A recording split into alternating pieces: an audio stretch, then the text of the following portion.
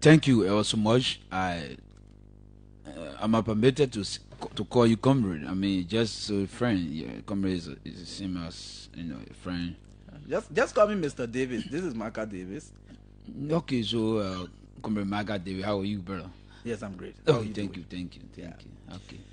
Yes, we've been watching different online platforms. For a very long time. Yes, absolutely. Absolutely, it's been a very long time because yes, you are a little bit kind of away now.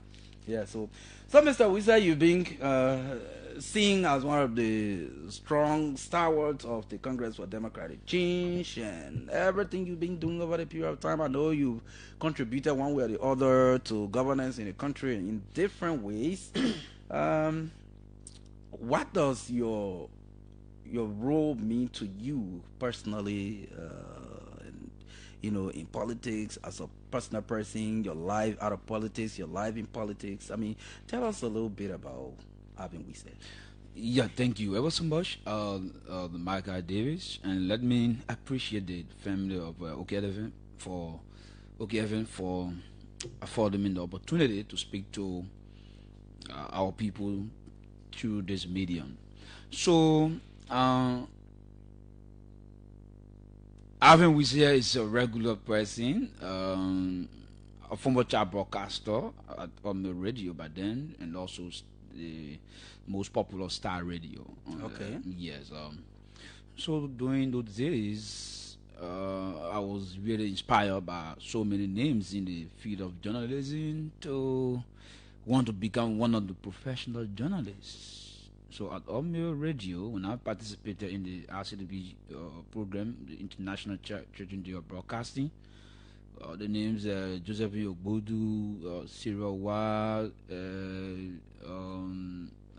Yedet Alison Patience Guanu, Eva Flomo, those are veterans. Yeah, these are people I used to follow very closely as well. Yeah, and so there was a time where Star Radio had a program called the Star High School Report, where the current president of PG, Julius Kanumba, Matthias Dafa, Horatio Bobby Willie of late, the program manager, I can still remember him, Mr. Makoto, and even the current presenter on the midnight show, Brown FM, Mr. Sobo George, was the host at the time of the popular talk show called Alberto Defo.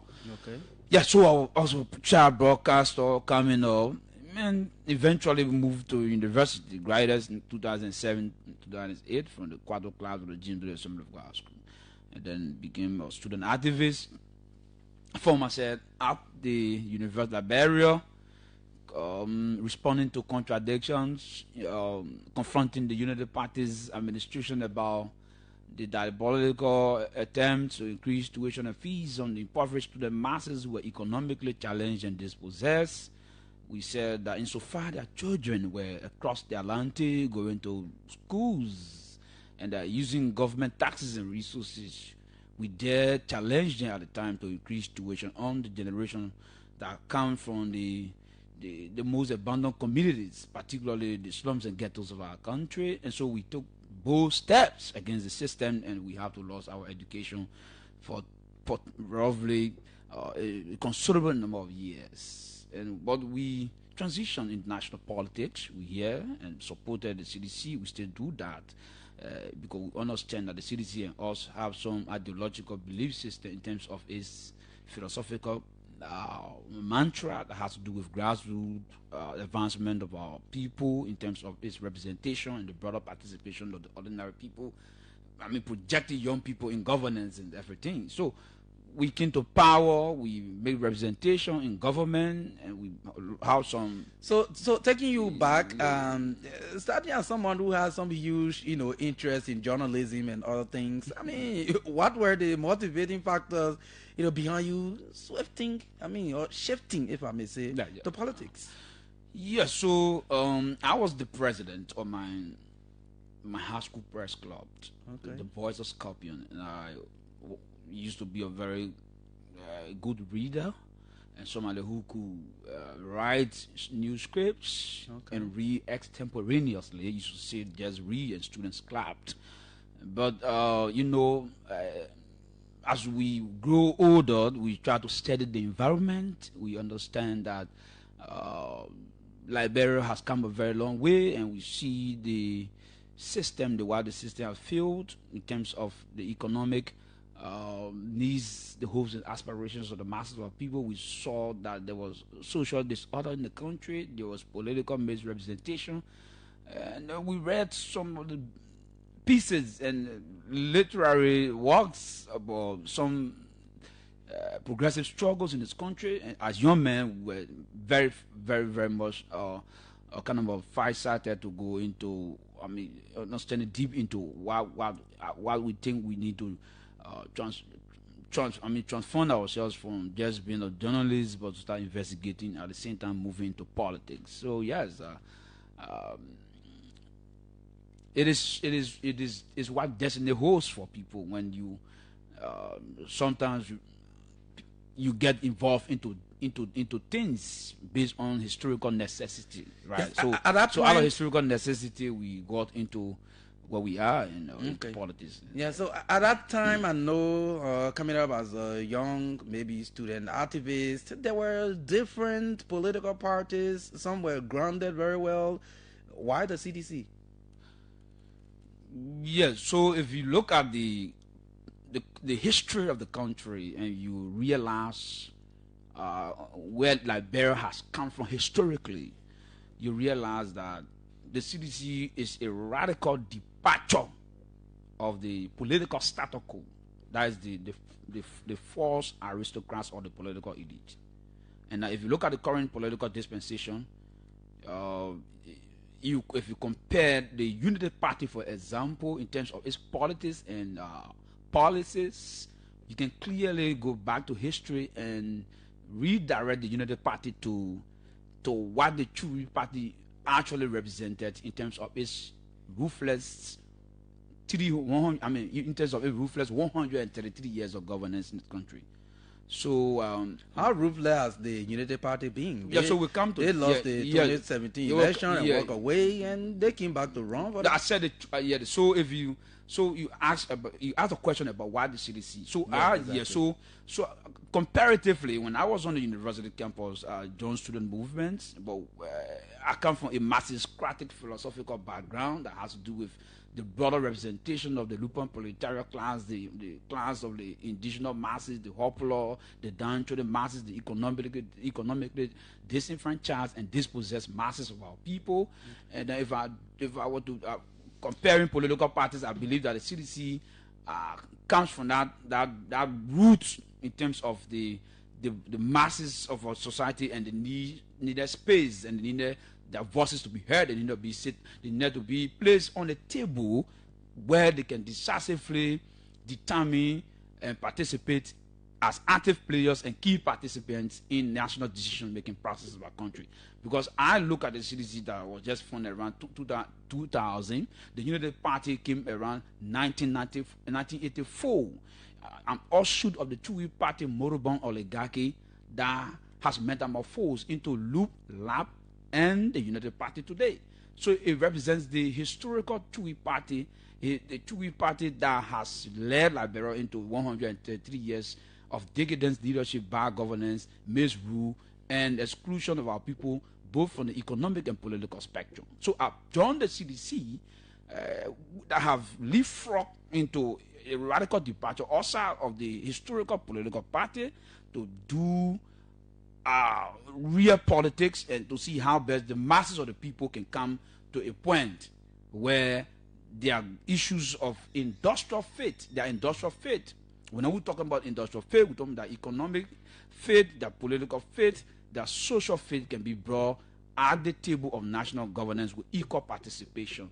So I joined the CDC based on ideological understanding, ideological relations, and I owe nobody an apology to committing political class suicide during the United Party. That is a representation of the oligarchy Chui Party based on policies, based on actions, and based on history as far as governance, as far as politics and historical injustice are concerned in the politics of the country.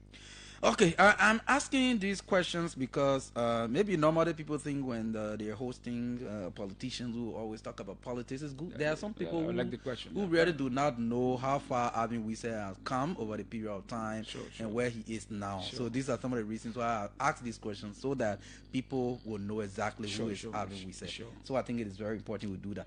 How do you assess your party, the CDC's joining? From opposition to ruling party, now back to opposition. Yeah, so there has been a tremendous journey in terms of the involvement of the CDC presiding over the states, its people. We had a beautiful plan. We had a beautiful agenda that was carved and shown within the proper agenda for prosperity and development. We have 6 years of adequate representation in terms of the different deliverables and promises we made to Liberian people. So if you were to go back to some of the different interventions we made, we can trace the indelible imprints on the issue about road, the issue about free tuition and WASH policies, for example, organizing tutorial classes for students who sat for national examinations under our leadership, particularly the dynamic and able leadership of the former president, Mr. George Nyuma Boakai. We also invested into agriculture, for example. We organized different projects, STARPy and the retrial projects that gave farmers loans, grants, and also give them some implement to expand their productive capacity, that is to gravitate from subsistence farming to commercial or mechanized farming to enhance productivity in the agronomic sector. We deal with some interventions in rural connectivity in this country, like most of the feeder roads today you see throughout Montserrat County and its environs. The CDC has made significant intervention in delivering on the issues about investing into road constructions and road rehabilitation. We also move into infrastructure development, like the issues about building markets, housing facilities, for example. You talk about the Kovacha market, the Douala market. We went into building even infrastructures in the health sector, the 14 medical health sector, for example, is being celebrated now, and also the state of the art Embry Hospital in Bapolu. And we also have some hospital in Riverside County, Grand Bassa, and several of those under our leadership. Yes. I know we'll touch some of these. We'll touch some of these, things that you can point at as tangibles that your administration accomplished. That is good. But I want to know the feeling of, being in opposition, coming to power, and returning to opposition. What does it feel? Yeah. So basically, our national view about governance is not to perpetuate ourselves into power. Okay. Because if you read some of the books about why democracy failed, or why democracy has been placed on chain, or why great leaders fall, it's because they come to governance with parochial interest. They come to government with selfish political motive and aggrandizement. On the issues about CDC, we see national leadership very differently. We see clearly it's not about perpetuating ourselves into the agenda of national leadership, but rather making significant improvement in the livelihood and uplifting the standard of the masses of our people in terms of their basic social economic necessities and economic needs.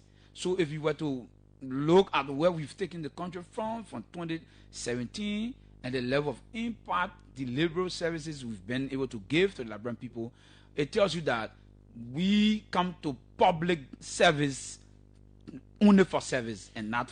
Even returning to opposition doesn't matter. Well, it doesn't define the CDC. Is that what you're saying? Well, the CDC is not built on being a ruling party or being an opposition political party.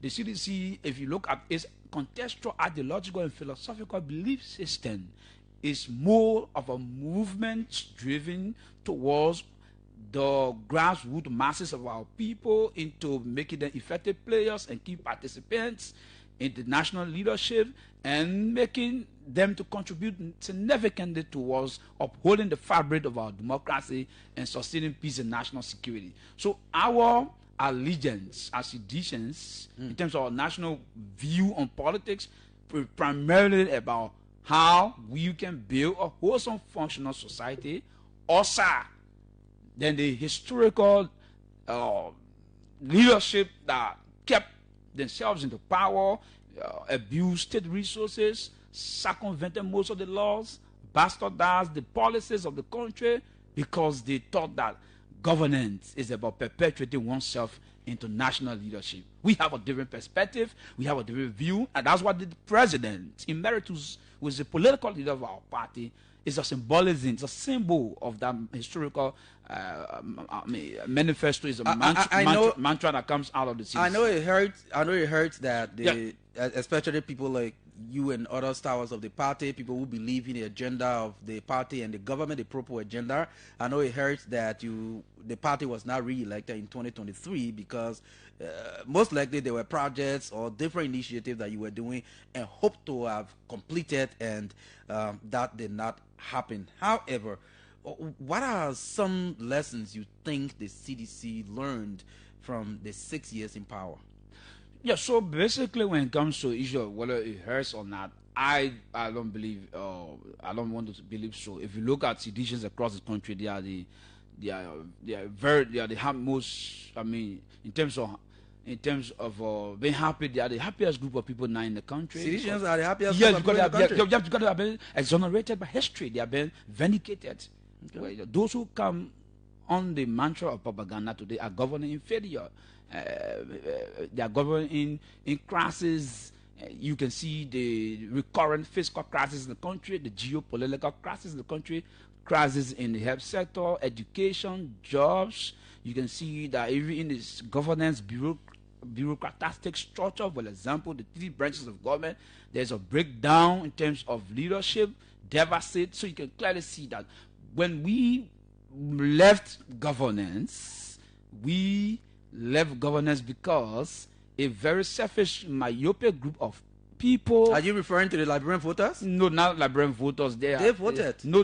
I'm referring to the political sophists, the false aristocrats who pontificated, who purported themselves to be the authentic carriers of Liberia's socio-economic problems in the country. They understood governance and they had that governance to their disposal. They could change Liberia to a paradise. They could change Monrovia to Paris. They could shift the paradigm, the socio-economic paradigm, and live millions of people out of poverty. You think the CDC administration was better than what we have now? Of course, what we have now is a cataclysmic accident in terms of historical mistake. It's a historical mistake.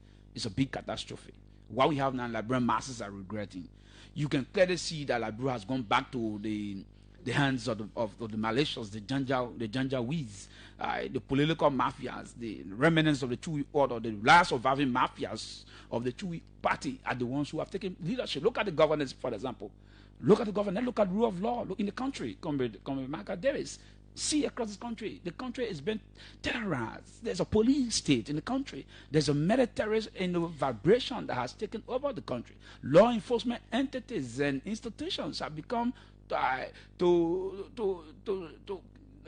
violating the rights of people, even going after taking lives. So instead of I'm not saying that it is a State Department report, something that is placed in the U.S. State Department report. You can see the different reports coming from the State Department. But the report said the government have not done much to change the situation from 2023. So who made the situation in 2023? No, so the government came under the mantra to change. But you agree you made a situation in 2023 for the government? No, but the situation of 2023 cannot be the conversation of 2024, and it can never be the conversation of 2025. This government came under the mantra. So if somebody bursts a bowl and they say, well, I expect Maka to have, fixed or mend this bowl today, but why are you moving your attention from the person who burst the bowl yesterday? Maka said he came to rescue. That's what Maka said. Maka said he had the best policy. Maka said he will increase the salaries of civil servants. There will be no cars across the country to be stuck in the mud. He will provide 10,000 jobs for vulnerable unemployed young people. Maka said that he will expand the private sector capacity to ensure that our people, businesses, and those who are into the private sector to have income and be able to deal with household economic issues in our country. Market said that there will be currents, there will be food. They can defend that they still have 4 years to do some of these things. No. Let me tell you. But you made similar promises before coming to power, and they believe that you did not also achieve these things. The CDC did not tread on propaganda. The CDC, as a noble political institution led by one of Liberia's venerated patriots, His Excellency President Joseph Nyuma Boakai, never came to the Liberian masses. We're talking about promising so we people that you deliver on certain things. We deliver 6 years. I always say this to comrades. When you're making an analogy, it will be intellectually disservice. And a complete intellectual, it will be disingenuous to the CDC when you're doing comparative analysis of that of the Unity Party. Because the Unity Party, I mean, historically governed this country 12 years. Okay. I don't want you to take that. It's a very significant. Yeah, but we'll not go back to that. We'll not go back. I'm saying to you. So they have history of governance for 12 years. You know the mess in the educational system. You know the 68 book of concessions and everything that led to the country into exploitation, bad governance, and socio-economic paralysis. I don't want to go there. Coming under the Unity Party that has bombarded with the CDC with propaganda, both national and international. They said they have all what it takes to develop this country and to improve the system of governance across this country. So if you try to look at rule of law under the current dispensation of the false aristocrat and the purported political sophists and elites, you can clearly you can look at clearly that Liberia's fragile democracy is at the brink of collapse. Today, the 3 branches of government are testimonies. People have 10 jobs in this country. You saw how people were arbitrarily dismissed because people who are 10 jobs were never given the opportunity on political lines. Who are those dismissed?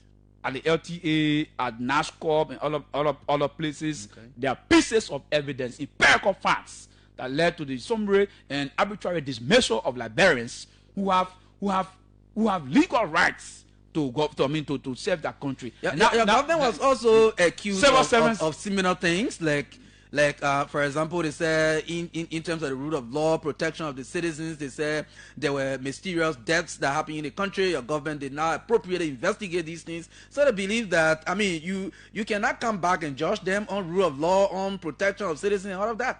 No, so our government did not take people at the Capitol building and pepper spray lawmakers, beat them, and took barrage of police.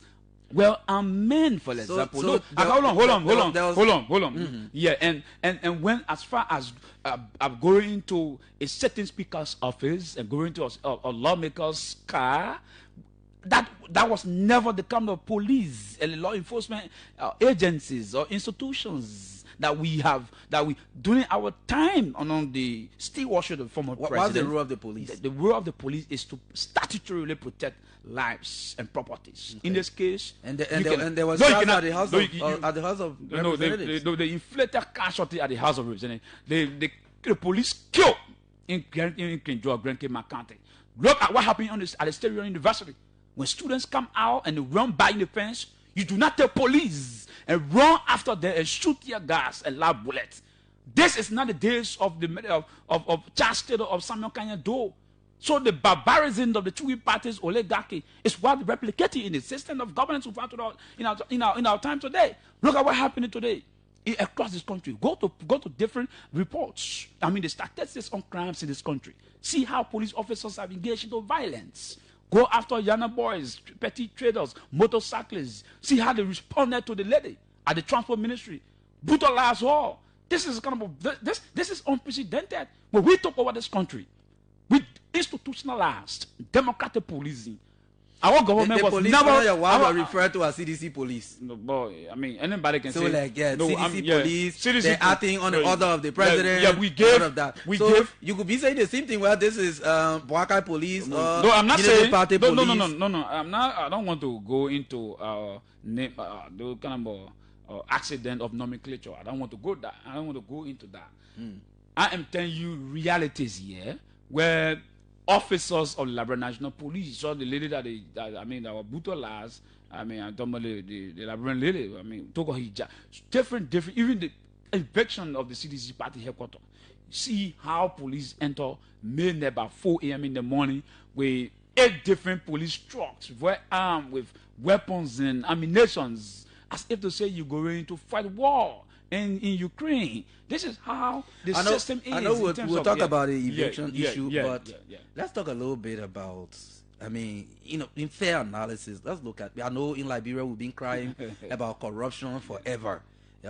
Even the Doe administration was accused. If I talk about accused of corruption, everybody has been corrupt over the period. George Weah corrupt, Joseph Boakai. Now people from the CDC are saying corrupt, and other people are saying corrupt. This corruption thing we'll talk about over the period of time. Okay, let's do a little comparison with what Liberians said about corruption under George Weah and what has been said now under Boakai. Yeah, so if you look at the different reports, and you want to look at the news from issue about corruption, I think there's a huge corruption, very huge corruption that is going on across different ministries and agencies. You saw the early morning rampant and colossal corruption that took place at the public work ministry. The guy at the public work ministry, I just forgot. I think Roland Giddens, 22 point some million United States dollars, only to appear before the Senate.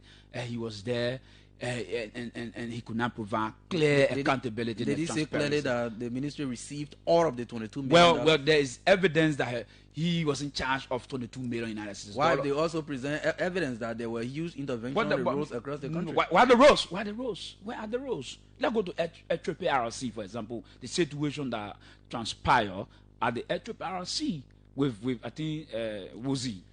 So you can see. So when these reports of misappropriation and stuff, when it comes to Boakai, the Liberian people say, well, you can see there's missing people, sanctioning or commissioning investigation out of that. They believe that was not the case on George Weah. The most recent report of the GSE, for example, with Augustine Pekafwan, the current finance minister. Look at what happened in this appalling, struggling economic quagmire.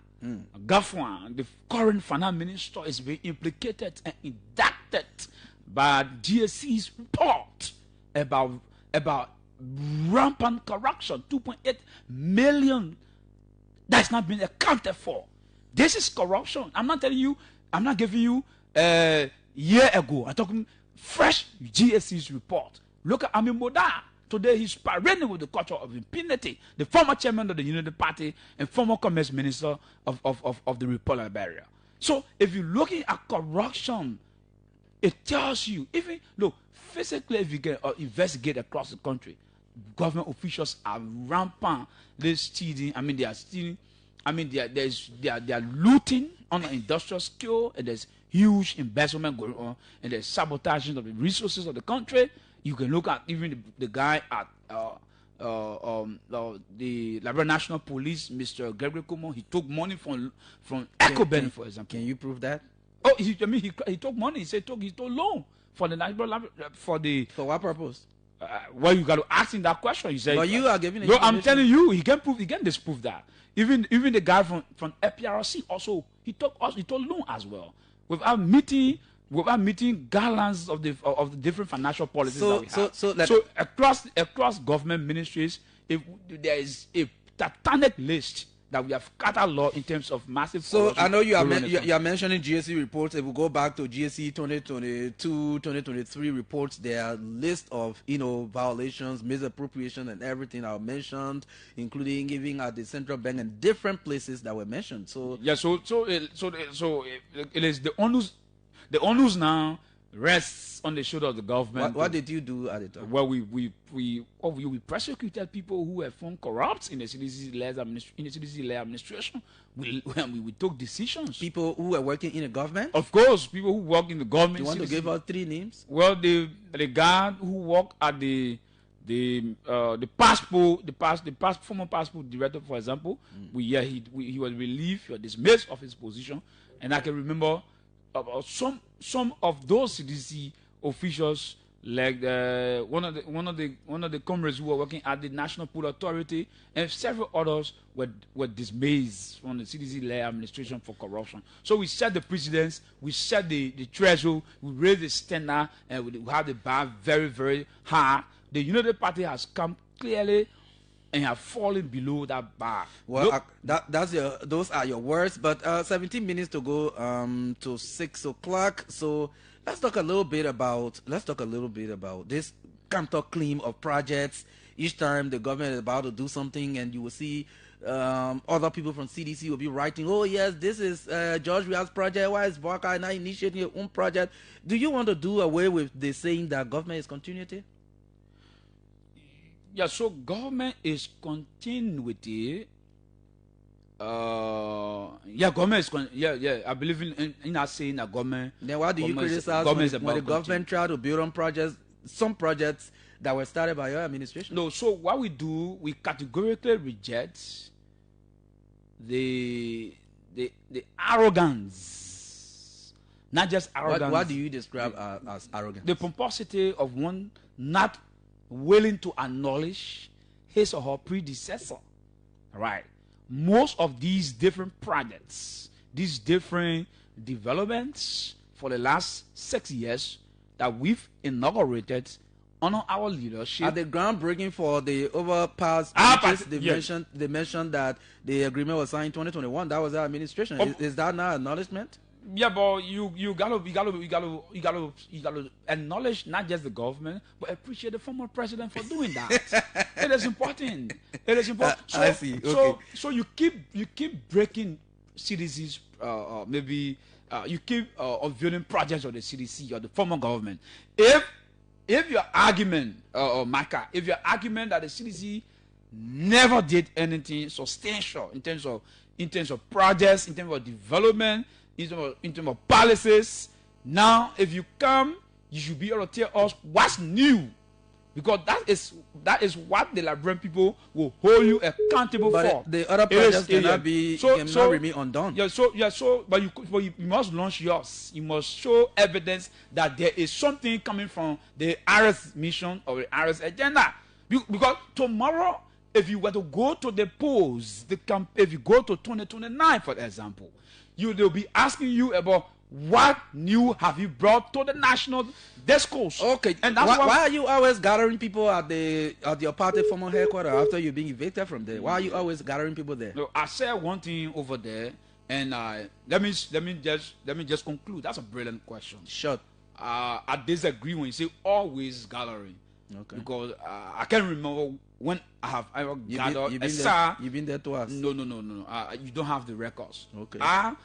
We have gathered over there once. It can't just be Alvin. Maybe other partisans. No. You said why? So the direct question. We have gathered there once, and like I said, we owe no apology to the apologists of the Chui Party remnants, who pay historical homage and allegiance, as well as going as far as burying remnants of the Chui Party within our Tobot. When Joseph Nyuma Boakai, President of the Republic of Liberia and the last surviving mafia of the political elite and the historical status quo of the Chui Party, went to rebury remnants of the Chui Party, you, Maka, did not question him. That when JFK is languishing in disarray because there are hold on. You mean the reburial process for the two former late presidents? Yeah, those who ran this country into anarchy. But this is something Liberians called for over the period. No, Liberians did not call for that. Liberians called for justice for the veterans, not the perpetrator of history.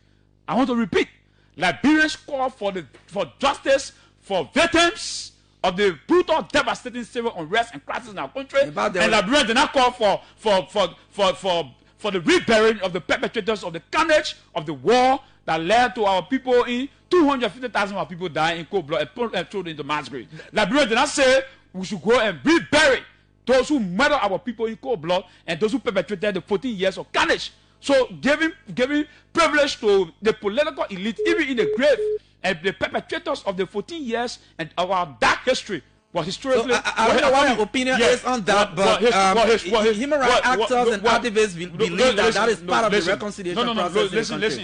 Listen. We do not subscribe. No, we are revolutionaries. We don't subscribe to human rights. What you call human rights? You don't subscribe to human rights? No. I say in this context. What is human? Okay. Yeah. Why is it? Human? I just heard you say you're revolutionaries and you don't. Don't misquote me here. Don't misconstrue me here. I haven't said anything. Yeah. So I said. Why is it that the human rights activists are not calling for giving the 250,000 Liberians justice and giving them reburial as well? That is the argument, and that's our conversation. If you go to be buried within our October, then the 250,000 Liberians who lost their lives. Because remember, within our October, are you aware that they're building memorial sites across the country to also remember these people? So it's about it's about giving them justice. It is wrong for you to ignore the pains and the anguish of the victims of the 14 years of devastating civil unrest. Pundits believe that this administration has even done well in giving justice to your administration. So, administration to rebury the political elite and the perpetrators of the 14 and years. even establish the office it doesn't matter until you give justice to the 250,000 Liberians who lost their life. That is why the government in the process. No, the government are in no process. The government is building mansion.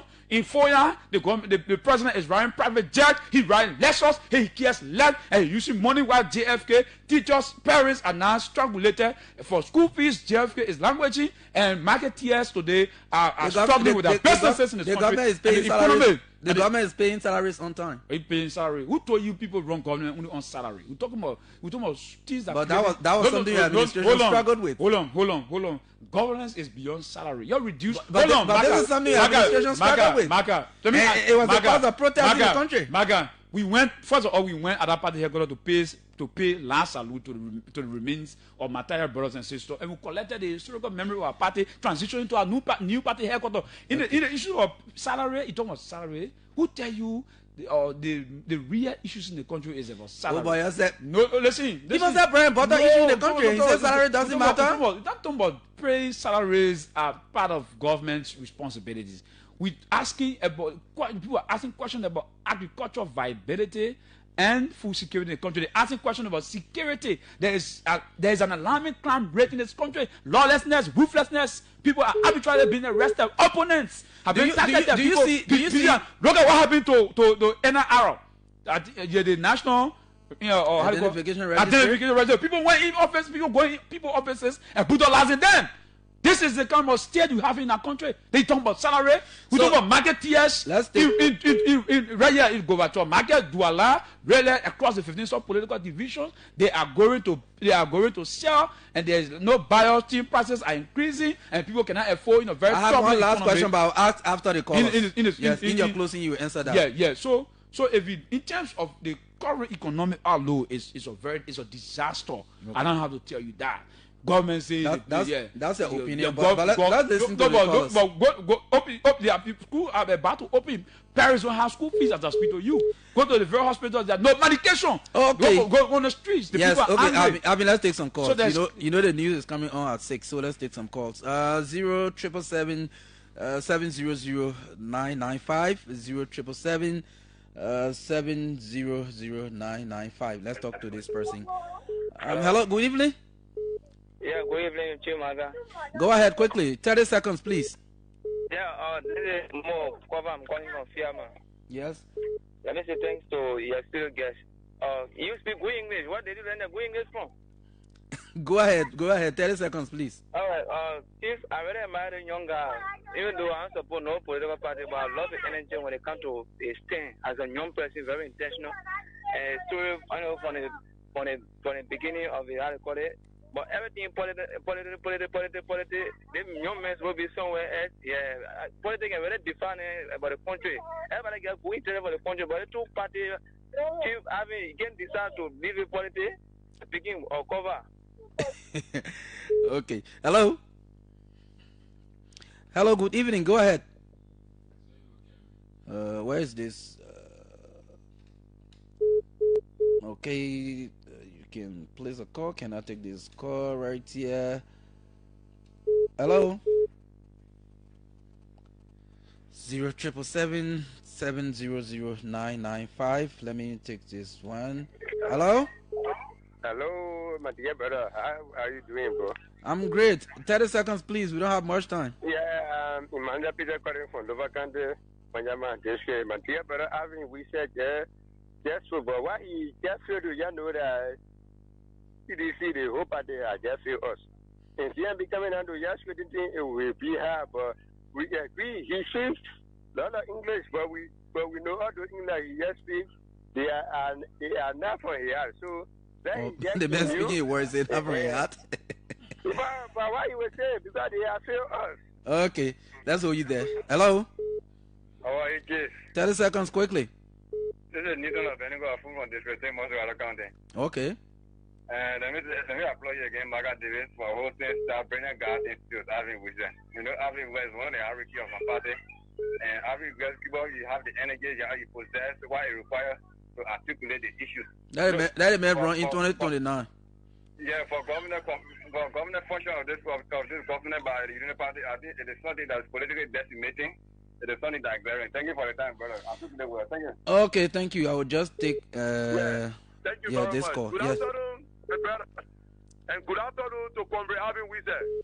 I am Spencer Mohammed, and I call from my Propo Corner, down Coast Spoon Hill, Town Community. Comrade Wesseh, firstly, I want to give you a revolutionary salutation. Thank you very much. But my disappointment is in the moderator. The journalist is still is not being fair to you. He's asking us to say it's the mouthpiece of this government. This is the COKFM that Darren used to get to where they got today. So give the change that he expressed on the national issue. We are dying, and Liberians are dying. Liberians going down the drain. Okay. Okay. Yes, let me take this final one. Final. Hello? Good evening, Marco. Go ahead. Yeah, Mega, thank you. This is Alfred Dennis White II, and let me say good afternoon to Comrade Alvin Wesseh. Comrade Wesseh, I listened to all of the explanation, but if you just went back to the GSC report, where the GSC did an audit on the 2023 consolidated financial report, the GSC issued what we call an average report, an average opinion, rather. An average opinion is the most negative opinion in any other history. How can you say the CDC government was the best when the CDC government consolidated financial report, the GSC issue what we call average opinion, which means all our material evidence was misplaced, which means the entire report was what we call pervasive, and which means the entire report was flooded with lies and misleading information. So how can you justify that? Okay, thank you. So, Alvin, because of time, we'll just go over to you.